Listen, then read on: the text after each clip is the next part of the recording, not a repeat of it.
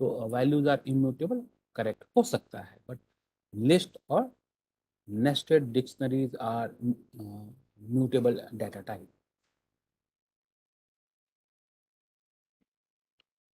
Which one is not true for the dictionary? Dictionary के case में हम get value of की के बेस पे डाटा एक्सेस कर सकते हैं, but we do not have a pair function.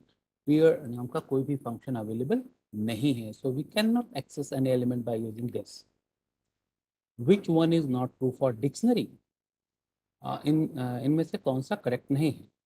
तो मैंने आपको कल बताया था, डिक्शनरी से केस में अगर डाटा को एक्सेस करना है, एक डिक्शनरी के डाटा को दूसरे डिक्शनरी में मूव करना है, तो हम d1 इक्वल टू d2 लिख सकते हैं, but in this case data is copied to the dictionary with the reference, यानी कि दोनों ही पॉइंटर, दोनों ही वेरिएबल सेम मेमोरी लोकेशन को पॉइंट करते हैं।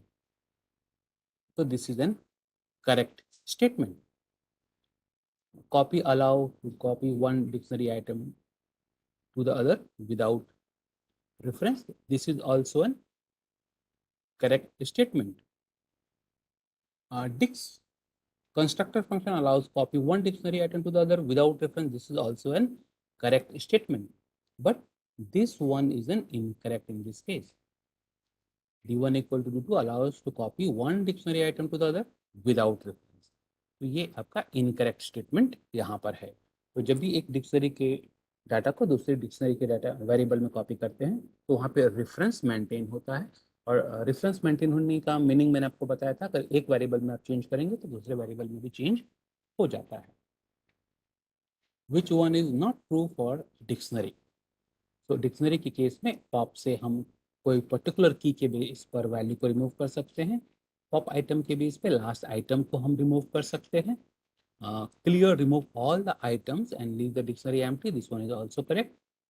Del remove all the item and leave the dictionary empty, this one is incorrect, क्योंकि डेल के केस में values as well as the variable दोनों ही रिमूव हो जाते हैं।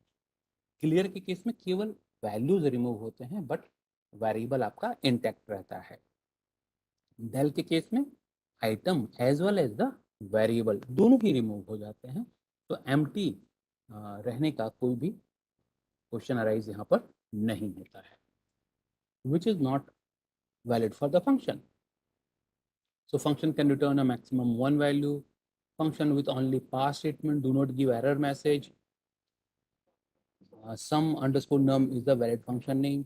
तो ये जो नेम है, as per the identifier rule invalid name है, because in case of a identifier name the percentage character is not allowed. और identifier name, function name, variable name, all these are same thing. So variable name is a type of identifier. Function name is a type of identifier. Identifier means any name which can be given to the variable, function, class or object to identify. तो identifier के case हमने rules देखे थे, capital A to Z, small a to Z, 0 to 9 and underscore.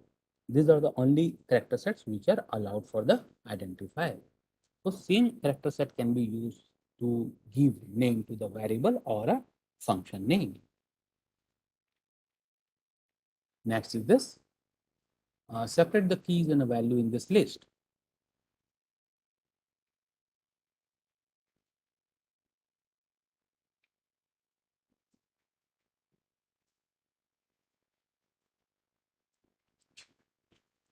So in this case, we have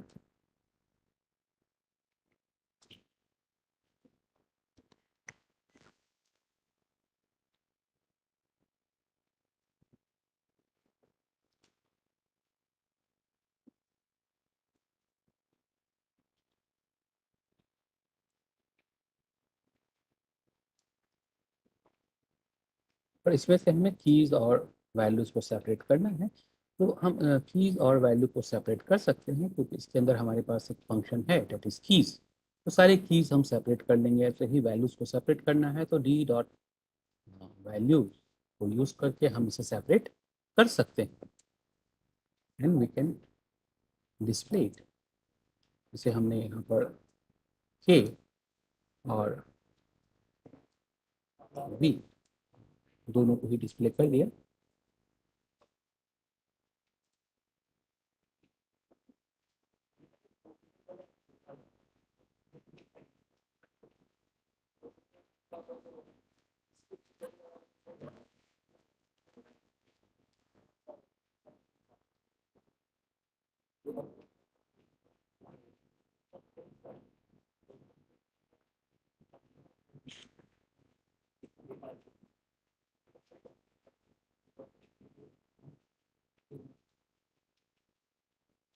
ये keys display हो रही हैं और ये वैल्यूज डिस्प्ले हो रही हैं, बट कीज के साथ देखें तो डिक्शनरी कीज एक स्पेशल कीवर्ड शो हो रहा है, and this is just because we have use d dot keys.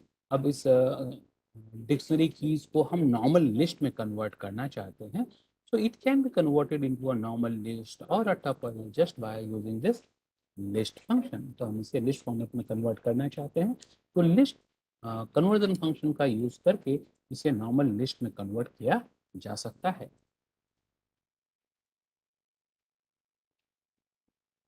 सब ये देखें तो ये नॉर्मल लिस्ट में कन्वर्ट हो चुका है।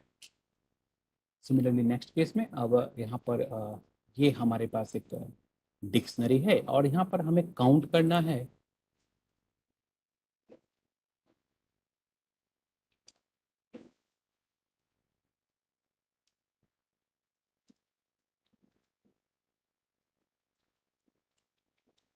काउंट द कीज, तो कीज को काउंट करें, वैल्यूज को काउंट करें और आइटम्स को काउंट करें।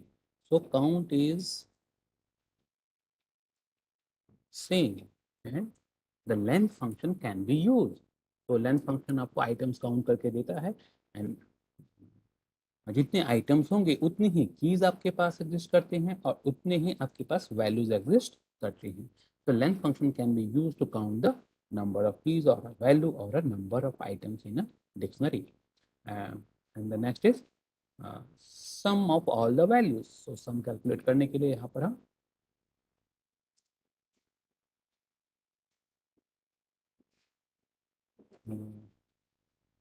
this t dot values, इससे हमें जितनी भी वैल्यूज हैं वो मिल जाती हैं, and we can use sum function.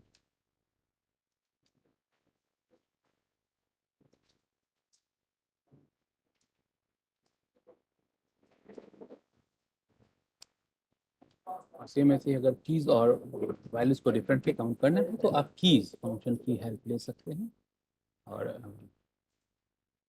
आपके पास कीज है,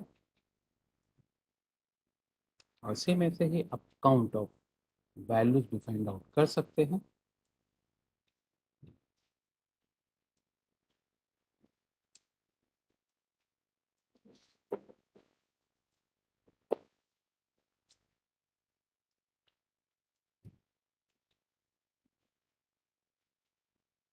नेक्स्ट इज, इसको रन कर लेते हैं। तो टोटल 6 आइटम्स दो, and sum of the values is 210, and next is this question number 4, और यहाँ पर हमारे पास 2 सेपरेट वैल्यूज हैं कीज एंड फंक्शन, और इन्हें मर्ज करना है। तो अभी तक हमने देखा कि एक डिक्शनरी के आइटम को कैसे हम सेपरेट कर सकते हैं। तो सेपरेट करने के लिए हमारे पास कीज एंड वैल्यूज को एक्सट्रैक्ट किया जा सकता है, बट अगर ये सेपरेट फॉर्म में अवेलेबल है और इन्हें ज्वाइन करके एक सिंगल डिक्शनरी में कन्वर्ट करना है, तो कैसे किया जा सकता है।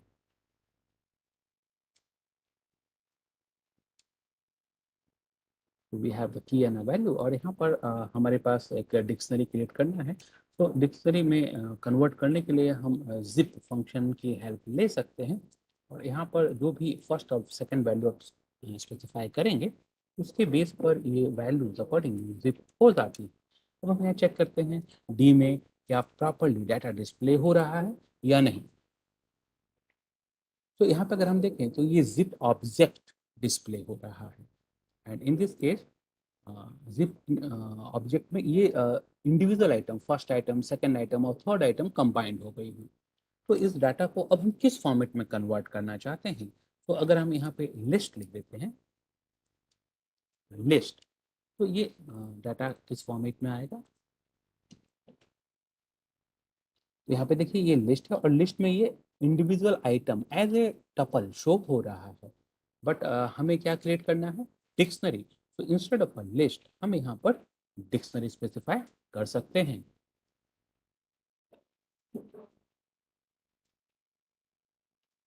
तो अब ये डिक्शनरी फॉर्मेट में यहाँ पर क्रिएट हो गया, बट यहाँ पे फर्स्ट फ्रूट नेम है, देन उसका प्राइस है। बट अगर आप प्राइस चाहते हैं then fruit name as a value चाहते हैं तो आप इन वैल्यूज को इंटरचेंज कर सकते हैं।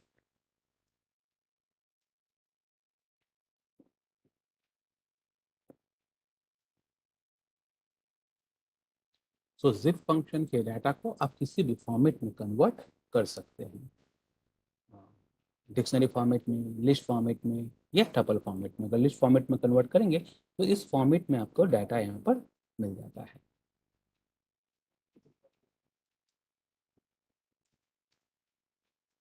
ये चीज डाटा मिल रहा है,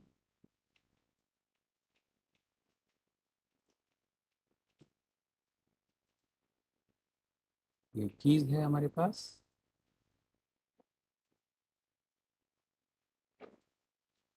ये वैल्यूज हैं, और अकॉर्डिंगली इसे जिप हम कर लेते हैं, की comma value.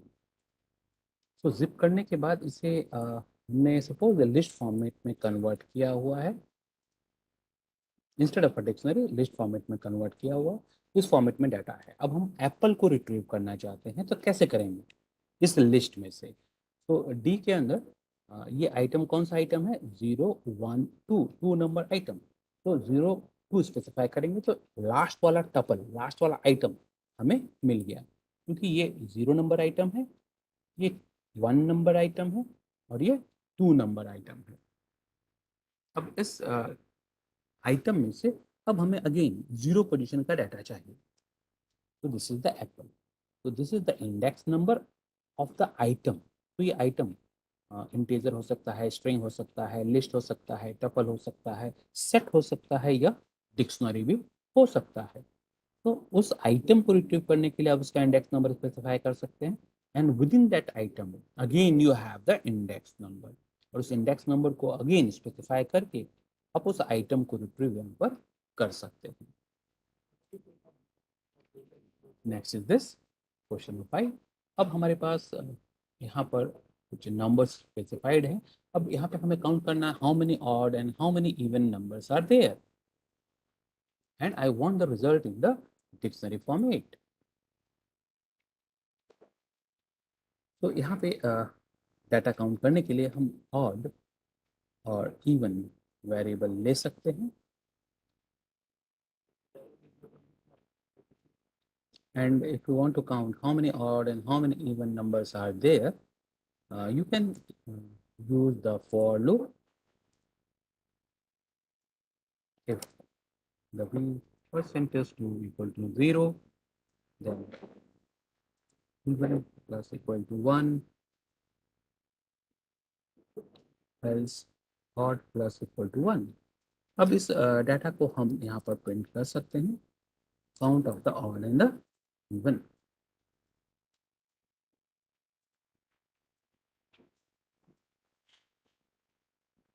So this is 6 and this is 4। अब इसे हमें एक डिक्शनरी फॉर्मेट में कन्वर्ट करना है। So dictionary can be created just by writing this format. तो ये की हो गया और ये ऑड की वैल्यू हो गई। सिमिलरली ये इवन की हो गया, और इवन में ये इवन वैल्यू हमने स्पेसिफाई कर दिया। तो this is the data and output in the dictionary format. तो डिक्शनरी को हम क्रिएट यहाँ पर कर सकते हैं, और डाटा को कैलकुलेट करने के बाद उसे डिक्शनरी फॉर्मेट में कन्वर्ट करके डिस्प्ले किया जा सकता है, और अगर फंक्शन है तो रिटर्न भी किया जा सकता है।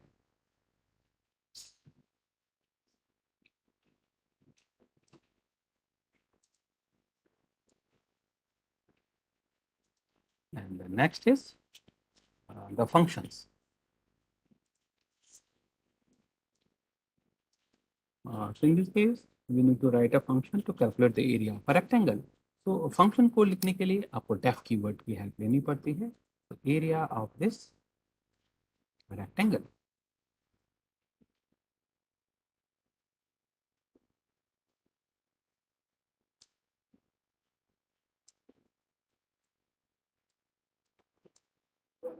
यू कैन बी से जो भी लेंथ और विड्थ आप पास करेंगे उसके बेस पर ये एरिया कैलकुलेट कर दें। So this is the function that similarly area of a circle,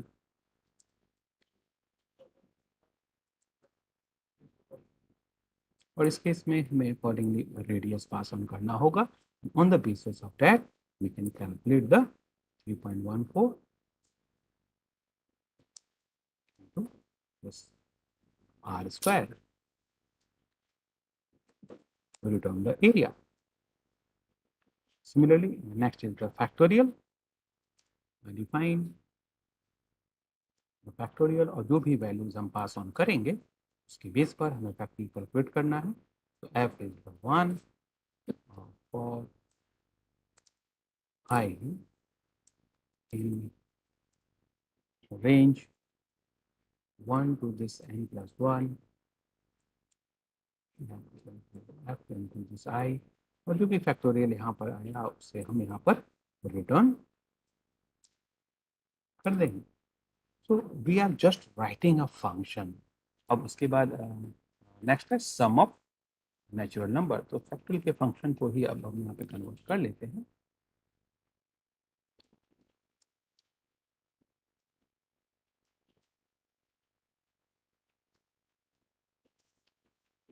और इंस्टेड ऑफ मल्टीप्लिकेशन यहाँ पर हम प्लस साइन स्पेसिफाई कर देते हैं। तो इस सम ऑफ नेचुरल नंबर में फैक्टोरियल का प्रोग्राम सिमिलर होता है। तो this is the different function that we have written. अभी तक उन फंक्शंस को हमने टेस्ट नहीं किया है, इससे हम वन बाय वन टेस्ट करेंगे। Next write a function to find the sum of 4 number and return the result.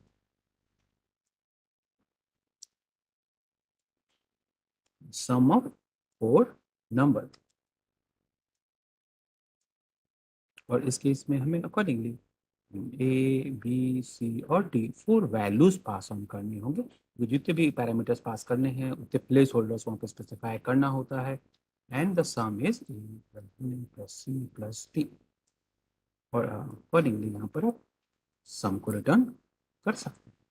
तो यहाँ पर हमने डिफरेंट फंक्शंस को लिख लिया। अब हम इसे रन करेंगे तो इसमें आप देखेंगे कि कोई भी रिजल्ट नहीं आएगा, बिकॉज हमने किसी भी फंक्शन को कॉल नहीं किया है। We have just return a function, we have not called it. तो जब तक फंक्शन को आप कॉल नहीं करेंगे तो फंक्शन एग्जीक्यूट नहीं होगा। तो हमारे पास जो फंक्शन था area, what is the name of this function? Area rectangle, area rectangle. जो भी वैल्यू जब आप से पास करेंगे, अब ये रेक्टेंगल का एरिया जो भी वैल्यू आप पास करेंगे उसका एरिया कैलकुलेट करके वो आपको दे देता है। सेम एरिया ऑफ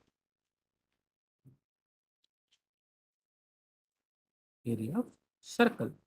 तो जो भी रेडियस आप पास ऑन करेंगे उसके बेस पर आपको उसका एरिया कैलकुलेट करके दे देता है। सिमिलरली आप सारे फंक्शंस को वन बाय वन यहाँ पर कॉल कर सकते हैं, क्योंकि अब ये फंक्शंस मेमोरी में अवेलेबल हैं।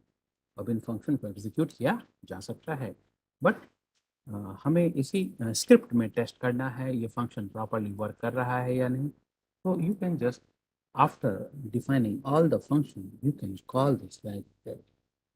तो हमें यहाँ पर ये रिजल्ट है, और यहाँ पर हम एरिया ऑफ रेक्टेंगल, और इसके अंदर अकॉर्डिंगली हम जो भी वैल्यू पास ऑन करना चाहते हैं दे सकते हैं, और इसका एरिया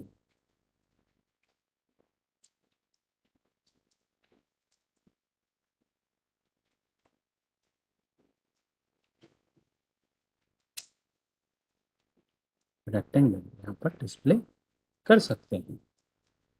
तो फंक्शन लिखना कोई डिफिकल्ट टास्क नहीं है, बट जो नॉर्मल स्टेटमेंट आप लिखते हैं प्रोसेसिंग के लिए, उसे आपने एक नेम के साथ मेमोरी में स्टोर कर दिया, और उसे जब भी कॉल करेंगे वो कोड जो मेमोरी में स्टोर्ड है उस पर्टिकुलर नेम से वो इन्वोक हो जाएगा और आपको रिजल्ट मिल जाता है। इसी से ही एरिया ऑफ सर्कल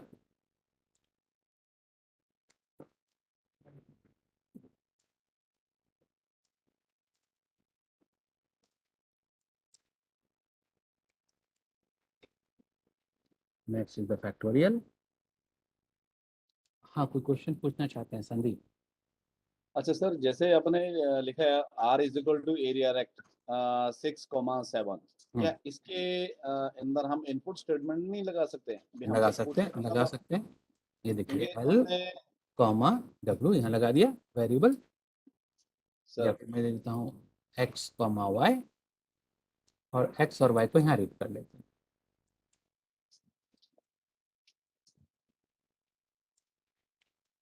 अच्छा, Enter। ये डिफ फंक्शन है, इसके लास्ट में इनपुट देना जरूरी हो, दे सकते हैं या फर्स्ट में भी कर सकते हैं इसको? देखिए फंक्शन को तो पहले डिफाइन करना ही पड़ेगा। पहले हम इनपुट नहीं कर सकते x is equal to input? देखिए अभी करेंटली क्या है, ये फंक्शन आपको यहाँ पे दिख रहा है और यहीं सर पर हम टेस्ट कर रहे हैं। नॉर्मली क्या होता है, इन फंक्शंस को हम एक लाइब्रेरी फाइल के नाम से स्टोर कर देते हैं, सर है ना।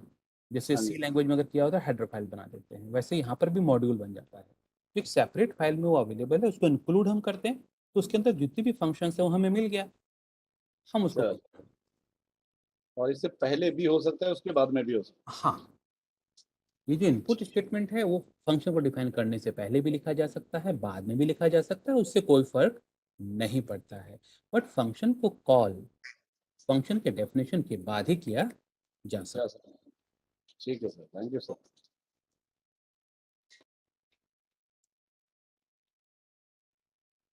तो यहाँ पर हमने एक्स और वाई को रीड कर लिया। अब हम जो भी वैल्यू इनपुट करेंगे उसके बेस पर ही हमारा एरिया कैलकुलेट होगा। So the area of rectangle is 200, और सर्कल के केस में तो हमने रेडियस एंटर किया नहीं है, तो फिक्स है वो 3.14। अब ये एक्स वाई जो इनपुट कर रहे हैं, ये यहाँ की जगह टॉप पे भी लिखा जा सकता है, उससे कोई फर्क नहीं पड़ता है। लेकिन नॉर्मली हम सारे फंक्शन डिफाइन कर लेते हैं और उसके बाद हम अपने प्रोसेसिंग लॉजिक को लिखते हैं। नेक्स्ट है फैक्टोरियल। यहाँ पर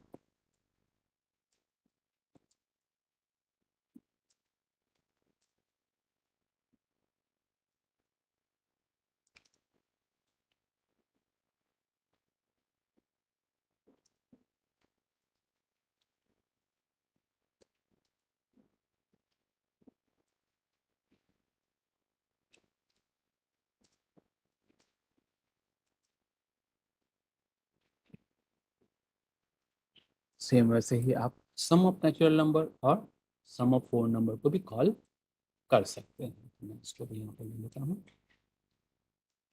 नंबर, एंड यहाँ पर हम सम नेचुरल नंबर को कॉल कर लेते हैं। Sum of n numbers are are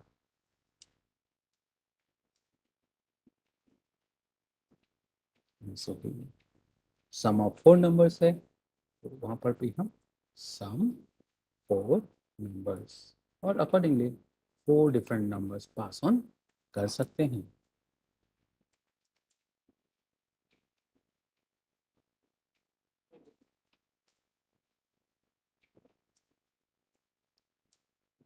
और इंस्टेड ऑफ डाटा आप यहाँ पर वेरिएबल स्पेसिफाई कर सकते हैं और वेरिएबल को यहाँ पर रीड किया जा सकता है।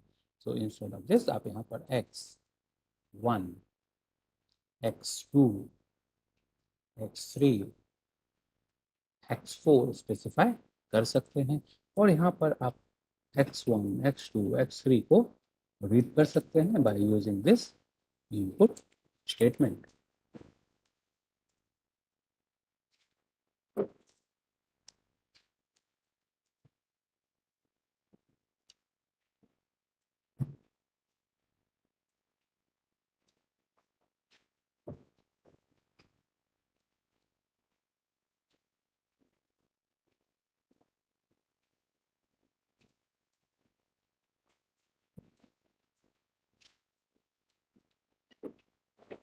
So this is all the program. अब हम सभी कोड को रन कर लेते हैं. So we will get the output in the same row. ये हमारा 10 और 20. Let's do the factorial. So the sum of natural number, sum of 10 numbers are 55. Next is sum of 4 numbers. तो सम of 11, 12, 13 and 14 is 50. और अगर हम इन values को भी display करना चाहते हैं तो आप अपने फंक्शन के अंदर मॉडिफिकेशन कर सकते हैं. Sum of x1, x2,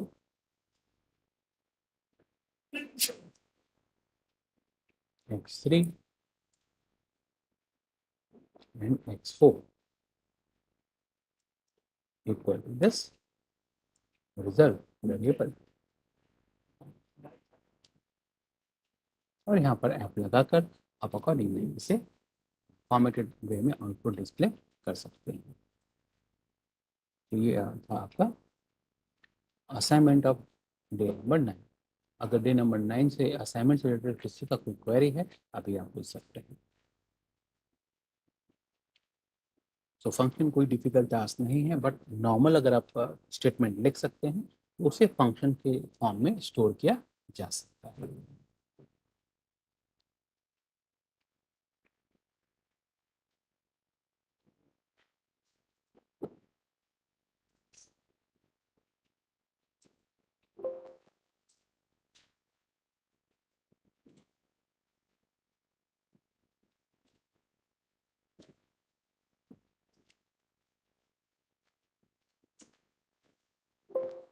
Okay, so we are moving to the day 10. Yes.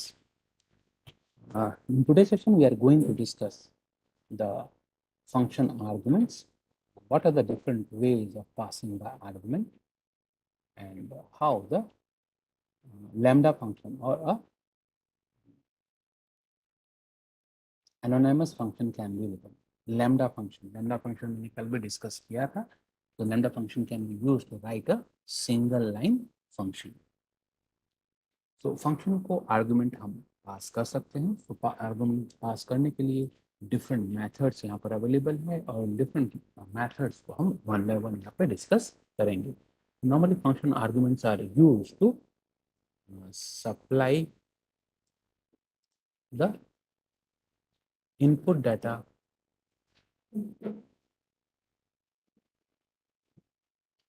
to the function. किसी भी फंक्शन को इनपुट डाटा प्रोवाइड करना है तो we can use the function argument. और आर्गुमेंट फंक्शन पास करने के लिए ये डिफरेंट मेथड्स गिवन है. Required, keyword, default, variable length and arbitrary length. So 1, 2, 3, 4 and 5. 5 different ways are there by which we can pass the input data to the function. अब इन methods को हम one by one discuss करेंगे. And after that we will discuss what is the recursive function and how the lambda function can be used. But in yesterday's session we have already discussed what is the lambda function. Suppose हमने एक function यहाँ पे लिखा है show, and in this case we have this name and the age variable, and we can write print name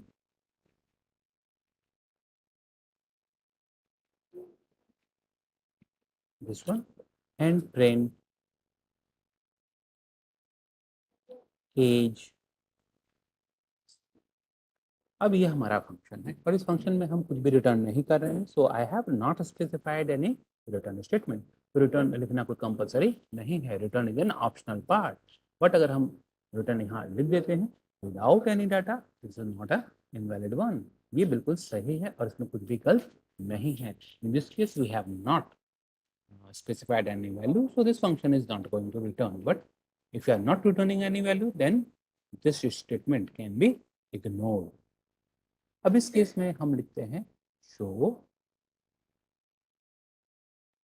Ajay and 30। तो इस case में क्या डिस्प्ले होगा? Name Ajay and age 30। But अगर इस केस में हम लिखते हैं शो अजय और हम 30 पास नहीं करते हैं, तो इस केस में क्या होगा? एरर। अगर हम लिखते हैं शो 30, इस केस में भी क्या होगा? एरर। और रीजन क्या है? two argument is compulsory, two values is compulsory, but only one value is passed. In this case also only one value is passed. So if two arguments are specified, then passing two value is compulsory and you cannot ignore it. But what will happen if I pass 30 and Ajay? What will happen in this case? In this case, you will get name 30 and the age as Ajay. And the reason is जो भी first value आपने pass किया है वो accordingly name argument में move होगा, और जो भी सेकंड वैल्यू आपने पास किया है वो एज वेरिएबल में मूव होगा, and you can not change it. First value will be pass to the first argument and second value will be pass to the second argument. So this is the actual argument and this is the formal argument, actual argument and formal argument. तो जो actual और formal argument के बीच में mapping होती है that is position based. This is positional mapping. Positional mapping is done between the actual and the formal argument. तो first actual argument first formal argument को assign होगा, second actual argument second formal argument को assign होगा। तो this formal argument is actually a place holder. तो इस place holder में इस लोकेशन पे अकॉर्डिंगली ये डाटा मूव होगा। तो इस केस में ये जो आउटपुट हमें मिल रहा है this output is not correct.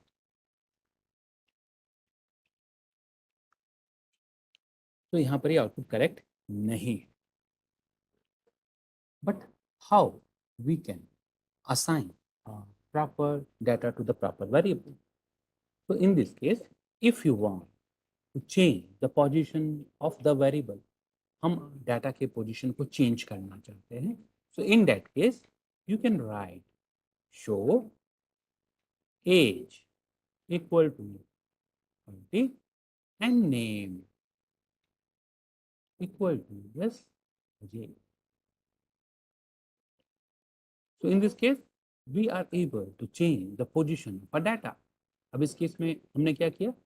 30 को अजय के साथ मैप कर दिया और अजय को नेम के साथ मैप कर दिया। 30 को एज के साथ और अजय को नेम के साथ हमने मैप कर दिया। तो अकॉर्डिंगली 30 जो है वो एज को ही असाइन होगा और जो अजय है वो नेम को ही असाइन होगा। तो इन this case again you will get a correct result.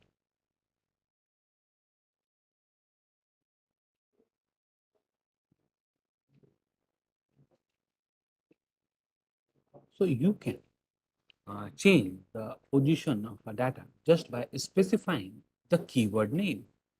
The keyword name जो भी आपने यहाँ पर आर्गुमेंट स्पेसिफाई किया है, इन आर्गुमेंट को यूज करके आप इन डाटा को असाइन कर सकते हैं। इसे अब हम प्रैक्टिकली करके चेक करते हैं।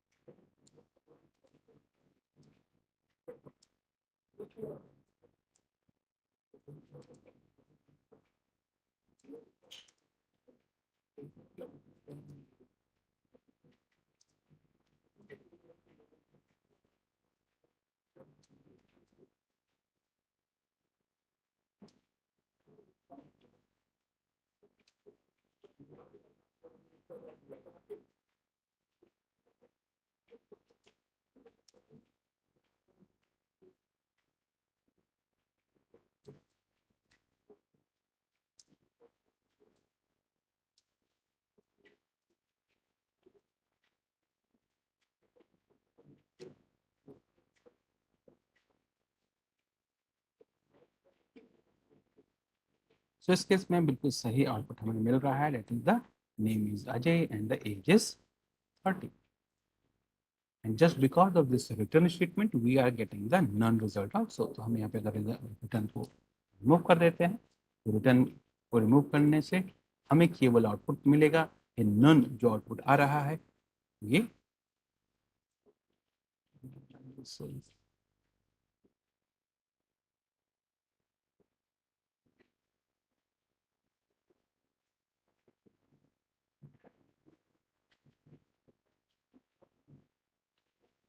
so function is giving the none, what is the reason here?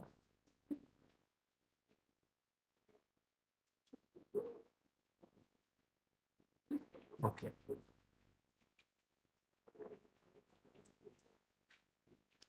In case of so function हमने प्रिंट स्टेटमेंट ऑलरेडी यहाँ पे स्पेसिफाई किया है, तो यहाँ पर प्रिंट स्टेटमेंट यूज करने की ज़रूरत नहीं है। तो हम सिंपली फंक्शन को कॉल करेंगे और हमें यहाँ पे रिजल्ट मिल रहा है।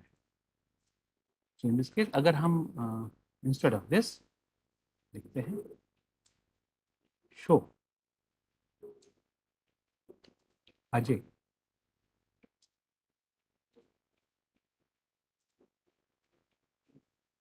so this is the error, missing one required positional argument, that is age.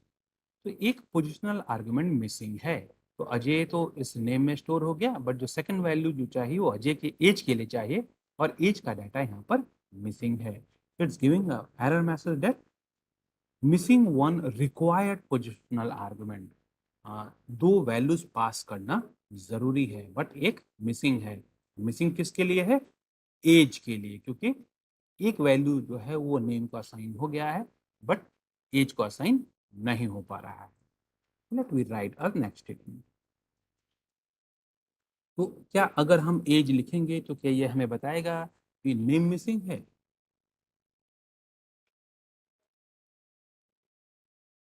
अब हमने यहाँ पर 30 स्पेसिफाई किया था इंस्टेड ऑफ अजय। अब भी अगर हम यहाँ देखें तो रिजल्ट सेम है। Required first required positional argument is missing, that is age. अब आपने जब 30 पास किया तो 30 अकॉर्डिंगली फर्स्ट आर्गुमेंट जो कि नेम है, नेम में स्टोर हो गया, क्योंकि डाटा टाइप तो यहाँ पर होता नहीं है, तो 30 नेम में स्टोर हो गया, और नेक्स्ट वैल्यू जो एज के लिए हमें चाहिए वो यहाँ पर मिसिंग है। तो क्या होगा अगर हम लिखते हैं तो 30, 30, 30 और 40, इस केस में क्या होगा? सो जो फर्स्ट वैल्यू है वो नेम में स्टोर हो जाएगा, और जो सेकंड वैल्यू है वो एज में स्टोर हो जाएगा। तो नेम यहाँ 30 है और एज यहाँ पर 40 है। सिमिलरली अगर हम यहाँ पर चेंज कर देते हैं, इंस्टेड ऑफ 40 मैं यहाँ पर अजय कर देता हूँ। Even in this case we are getting this result. The name is 30 and the age is Ajay. The reason is two arguments चाहिए, आपने दो वैल्यूज पास ऑन कर दी हैं, तो ये दोनों ही वैल्यू इन वेरिएबल को असाइन हो गया।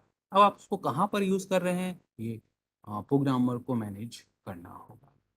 तो पाइथन में फंक्शन को दो वैल्यूज चाहिए, दो वैल्यूज आपने पास कर दिया, उसको एग्जीक्यूट कर देगा। बट अगर एक भी वैल्यू मिसिंग है तो आपका फंक्शन एग्जीक्यूट नहीं होगा। बट अगर आप चाहते हैं कि जो डाटा है हम चेंज कर सकते हैं, पोजीशन चेंज करना चाहते हैं, इन दैट केस आप यहाँ पर age equal to 30 and name equal to Ajay लिख सकते हैं. So by using this method, you are able to change the position of a values. तो यहाँ पर हमने पोजीशन चेंज करने के लिए कीवर्ड आर्गुमेंट जो आपने यहाँ पर आर्गुमेंट स्पेसिफाई किया है उसी को यूज कर रहे हैं. What will happen if I write like this? Show the age is 30 and the name is Ajay. जब हम फंक्शन को कॉल कर रहे हैं यहाँ पर भी देखिए नेम और एज डिस्प्ले हो रहा है. Means this function is defined with two keyword argument that is name and age. But इस केस में मैं एग्जीक्यूट करूंगा तो अकॉर्डिंगली एक एरर शो होगा and that error is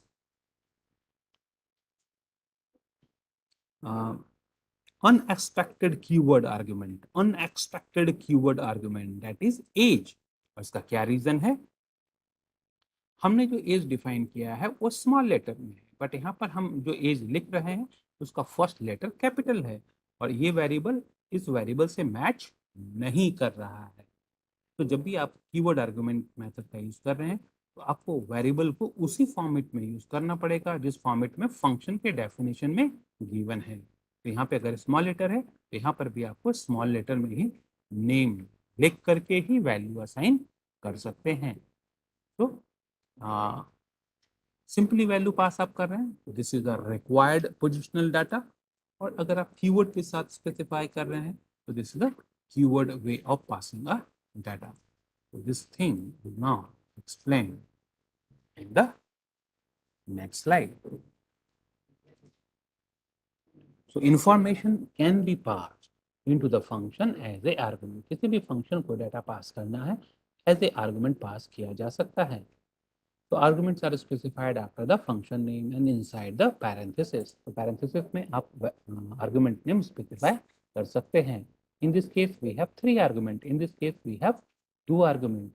So we can specify any number of arguments separated with a comma. So first one is this required argument, and required argument means अगर 2 parameters यहाँ पर specified हैं तो आपको 2 values pass करना compulsory है. अगर 2 values pass नहीं करेंगे then you will get an message. तो required argument are the argument passed to a function in correct positional order. आपको पास करना भी जरूरी है और करेक्ट पोजिशनल ऑर्डर में पास करना जरूरी है. जैसे कि अगर फर्स्ट नेम है तो अजय आपको पहले लिखना होगा और 30 बाद में लिखना होगा. बट अगर इसकी पोजीशन को चेंज कर देते हैं तो आपका रिजल्ट भी इनकरेक्ट हो जाता है. Next method is keyword argument. So in case of a keyword argument, we can take the help of this keyword to pass the data. तो अगर हम इसकी पोजीशन को चेंज करना चाहते हैं in that case we can take the help of this keyword to change the position of the data. So this is the two different ways of passing the data. One is required and second is keyword. तो keyword में जो argument name आपने यहाँ specify किया है इनको use करके भी आप वेरिएबल का इनपुट पास ऑन कर सकते हैं और इसके ऑर्डर को भी चेंज किया जा सकता है. तो नेक्स्ट कंसेप्ट इज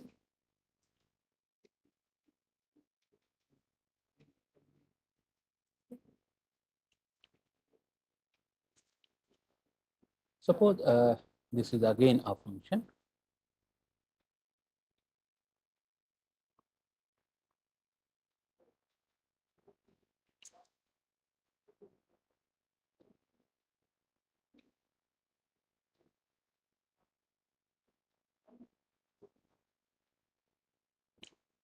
और अब हमारे पास जो डाटा है वो है x equal to 10 y equal to 20.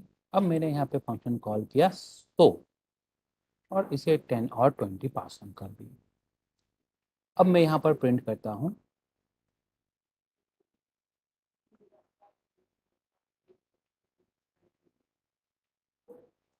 y. तो इस केस में क्या रिजल्ट शो होगा? अब हम समझने की कोशिश करते हैं। This function have two variable, that is x and y, and by using this variable we can get the input. So इसके अंदर two variables हैं x and y,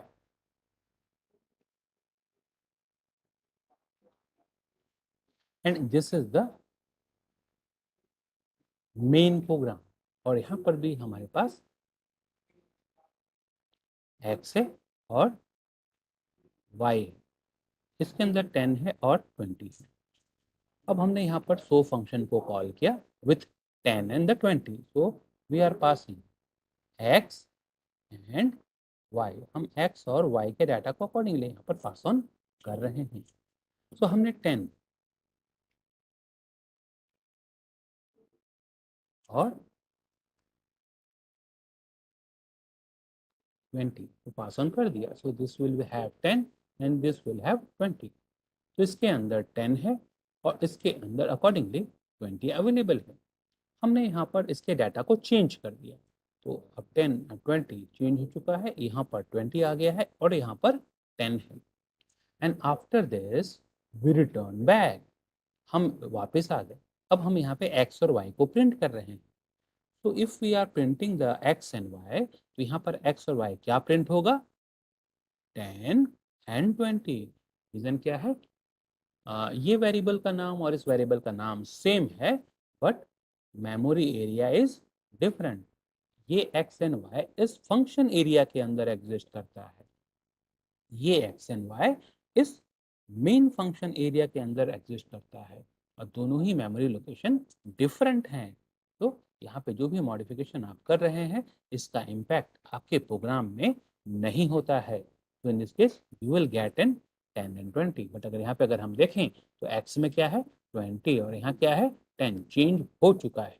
बट हमारे ओरिजिनल प्रोग्राम में मेन फंक्शन में अभी भी ये 10 20 as it is intact है। इसे अब हम इम्प्लीमेंट करके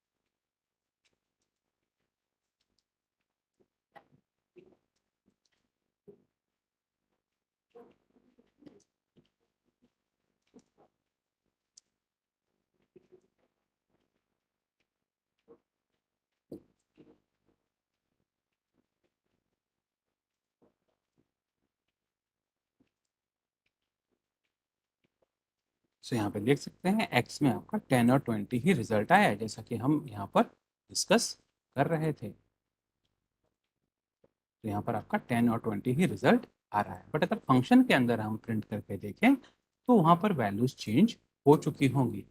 तो यहाँ पे अगर हम प्रिंट करके देखते हैं, प्रिंट सेम स्टेटमेंट को अब हम फंक्शन के अंदर लिख के देखते हैं।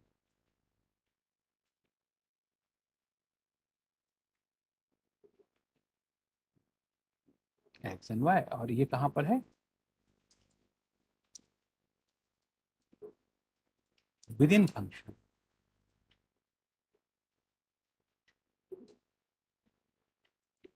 और ये है मेन क्या?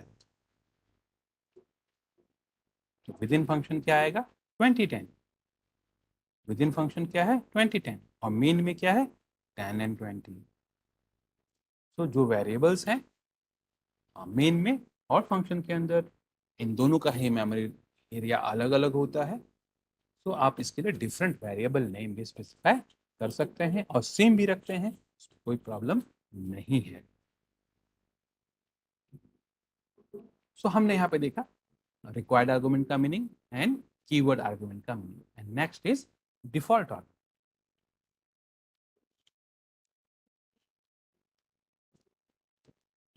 तो इन केस ऑफ डिफॉल्ट हम यहाँ पर वेरिएबल के लिए वैल्यू फिक्स कर सकते हैं। तो हमने एज इक्वल टू 40 स्पेसिफाई कर दिया।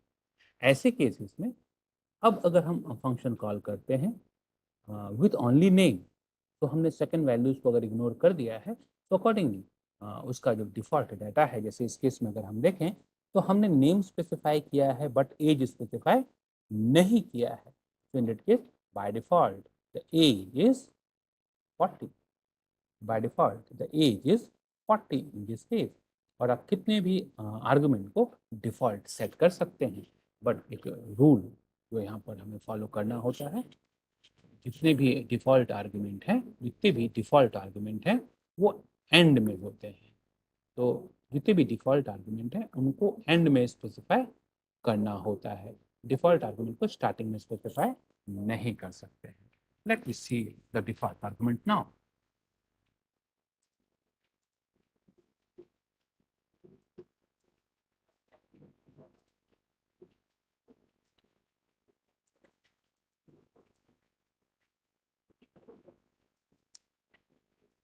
अब ये हमारे पास सम ऑफ 3 नंबर का प्रोग्राम है और इसके अंदर accordingly x comma y comma z 3 variables हमने स्पेसिफाई किया है। And in this case, we are going to calculate x plus y plus this z and return the result. And now I am going to call the sum of 3 numbers with 10, 20 and 30. Print the sum. So 10, 20, 30 accordingly इस function को call पास हो गया और उसके base पे वहाँ पर result calculate हुआ और हमें रिजल्ट यहाँ पर मिल गया। रिजल्ट को हम यहाँ प्रिंट करने जा रहे हैं। So we get 60 as the result. But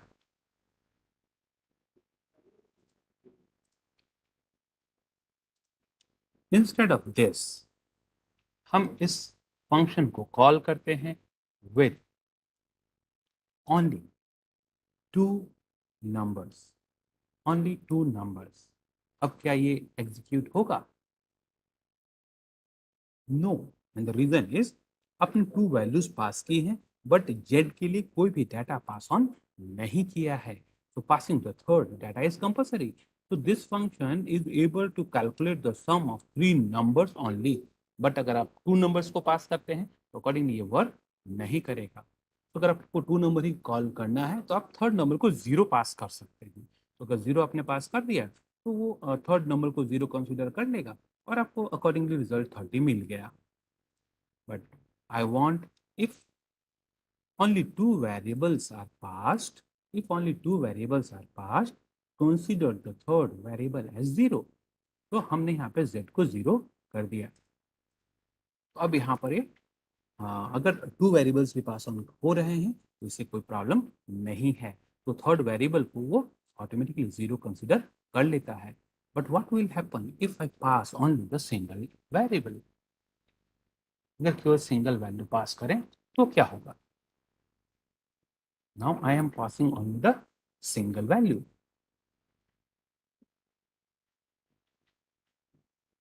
Again, the error is required argument आपने पास ऑन नहीं किया है। तो जेट तो डिफॉल्ट डाटा हो गया बट एक्स और वाई रिक्वायर्ड डाटा है। इन दोनों की वैल्यू पास ऑन करना जरूरी है। तो हम वाई को भी डिफॉल्ट बनाना चाहते हैं तो हमने वाई को 0 कर दिया। तो सिंगल वैल्यू के केस में अब हमारा फंक्शन वर्क कर पा रहा है। But what will happen if I pass? अब हम अगेन 3 वैल्यूज पास कर देते हैं तो क्या होगा? क्या ये 0 कंसिडर होगा या 20, 30 होगा? तो 0 कंसिडर कब होगा? अगर उस वेरिएबल की वैल्यू पास ऑन नहीं की गई है। बट अगर वैल्यू पास ऑन की गई है तो जो वैल्यू आप पास करेंगे उस वैल्यू को वो कंसिडर कर लेता है। तो डिफॉल्ट आर्गुमेंट का पर्पस क्या है? अगर किसी वेरिएबल की वैल्यू आपने स्पेसिफाई नहीं की है, इन that case what will be the default value, तो आप यहाँ पे 0 स्पेसिफाई कर सकते हैं, 100 स्पेसिफाई कर सकते हैं और 200 भी स्पेसिफाई कर सकते हैं। इसमें कोई भी रिस्ट्रिक्शन नहीं है। तो you can assign any value to the variable. तो अगर हमने केवल 10 पास किया है तो अकॉर्डिंगली y और z 100 कंसिडर होंगे और आपका 310 रिजल्ट आ जाएगा। So this is the default argument. What will happen if I write x in the end? तो ये डिफॉल्ट वेरिएबल है और ये रिक्वायर्ड वेरिएबल है। इस केस में देखिए एरर क्या आता है। Non default argument follows default argument. तो x is the non default and y and z is the default. ये मैसेज क्या दे रहा है? Non default argument the x follows the default. So this is incorrect and this is not allowed. So default argument के case में always default argument follows the non-default. Default argument follows the non-default. तो non-default starting में होंगी और जितने भी default variables हैं वो फॉलो करेंगे यानी कि एंड में। तो this is the meaning of this error. तो जितने भी नॉन डिफॉल्ट हैं उनको स्टार्टिंग में ही डिक्लेयर करना कंपलसरी है और जितने भी डिफॉल्ट हैं वो फॉलो यानी कि राइट साइड के अंदर आपको करना होगा। So this is the meaning of the default argument concept. But next concept is अगर यहाँ पर x y z 3 वेरिएबल्स का तो ये एक्सेप्ट कर ले रहा है, कोई प्रॉब्लम यहाँ पर नहीं। But what will happen if I have passed 1 2 3 4 5 6 7 8 9 and 10, हमने इतने वेरिएबल्स पास कर दिए, तो क्या ये ले लेगा? Number the name number sum 4 number is not defined. क्या है हो गया? Sum 3 number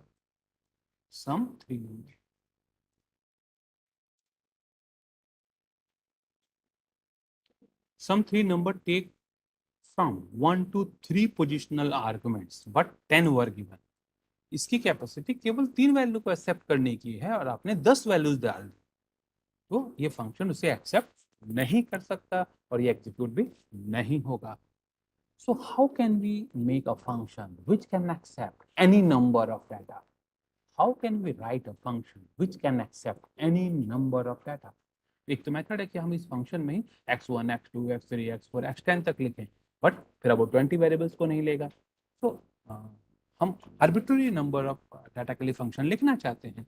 so how can we modify this function for the arbitrary number of data? So मैं इस फंक्शन को मॉडिफाई कर रहा हूँ।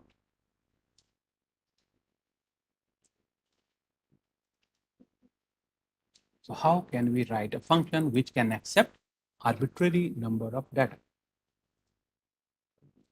So in that case, you can write like this: asterisk this x, asterisk this x, और x के अंदर अगर हम देखें तो सारा डाटा आ चुका होगा। अभी करेंटली हम डाटा को पास करके x को प्रिंट कर रहे हैं और देखते हैं कि x ने अगर डाटा एक्सेप्ट कर लिया है तो कैसे, किस फॉर्मेट में। तो x ने देखें तो हमने ये वैल्यूज पास किया तो x ने एक्सेप्ट कर लिया, और किस फॉर्मेट में किया है? टपल फॉर्मेट में। यानी कि टपल फॉर्मेट में वो कितने भी डाटा को एक्सेप्ट कर ले रहा है, और अगर वैल्यूज का सम कैलकुलेट करना चाहते हैं तो टपल के मेथड को फॉलो करते हुए आप यहाँ पर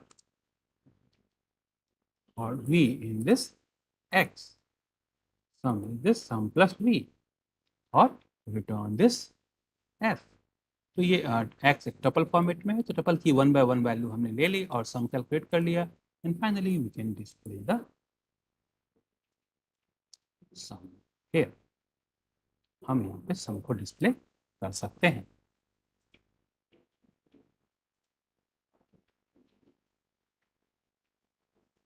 S is not defined। Okay, यहाँ पे R है तो R को ही लिखना होगा। क्योंकि s तो इस फंक्शन का वेरिएबल है, यहाँ पर हमारे पास r है।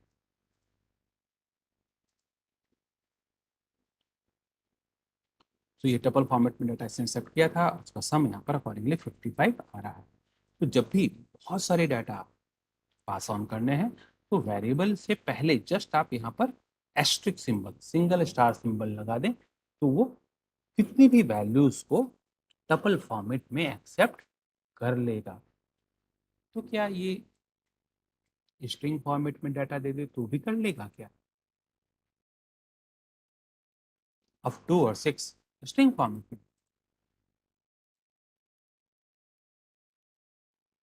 तो इसने डाटा को तो एक्सेप्ट कर लिया, डाटा को तो एक्सेप्ट कर लिया, बट यहाँ पर सम करते वक्त प्रॉब्लम आ रहा है कि एक इंटीजर और एक स्ट्रिंग है, इसको कैसे ऐड कर सकते हैं। तो हम इस डाटा को अकॉर्डिंगली इंटीजर में कन्वर्ट कर देते हैं।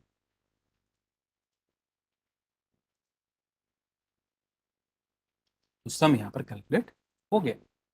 बट अगर यहाँ पर ए बी सी है और ये एक्स वाई जेड है, हम चाहते हैं कि जो स्ट्रिंग वाले डाटा हैं वो ऐड ना हो, केवल इंटीजर डाटा ही ऐड होने चाहिए। तो हम यहाँ चेक कर सकते हैं if type of this be equal to int. अगर डाटा टाइप इंटीजर है तब तो ऐड होना चाहिए, अदरवाइज ऐड करने की जरूरत नहीं है।